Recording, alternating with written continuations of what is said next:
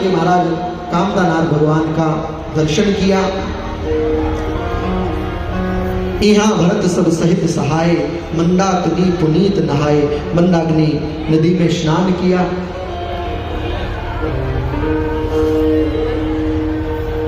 इधर महाराज कौलवीरों ने आकर के भगवान श्री राम को बताया कि महाराज हमें ऐसा प्रतीत हो रहा है कि भरत जी महाराज आ रहे हैं। जैसे ही सुना भरत जी महाराज के आने की खबर, लक्ष्मण जी को क्रोध आया। लक्ष्मण जी ने मन में सोचा, आज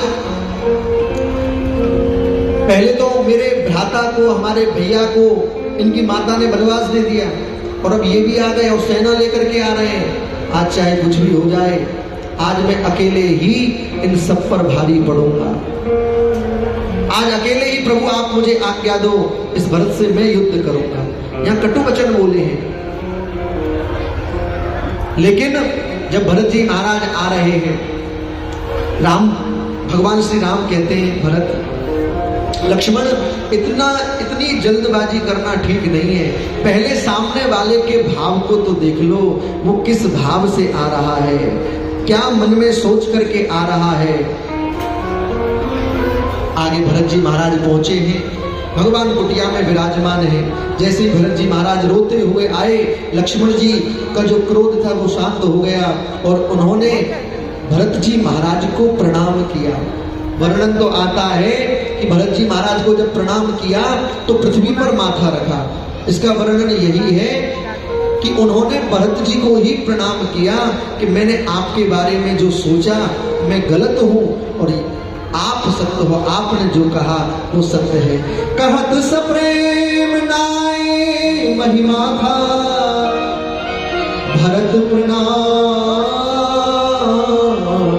करत रघुनाथा। फिर महाराज भगवान अपना मुख मोड़ करके बैठे हुए। भरत जी महाराज आए, कुटिया में अंदर नहीं गए, बाहर ही पड़े। किसी ने पूछा अंदर क्यों नहीं जाते?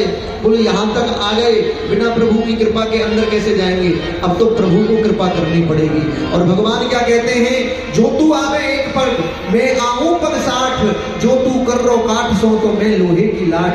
अगर हम भगवान की तरफ एक कदम बढ़ाते हैं तो भगवान 100 कदम चल करके हमारी ओर आते हैं। ऐसा सुन करके महाराज, जैसे ही भरत जी महाराज की ये बात सुनी, भगवान श्री राम से रहा नहीं गया। भगवान श्री राम उठकर खड़े हुए और आकर के भरत जी ने जैसे ही भगवान श्री राम का दर्शन किया, भरत जी महाराज भगवान श्री राम के चरणों में गिरे। चरणों में गिरे, भगवान ने भरत जी को उठाया, अपने हृदय से लगाया। जोरदार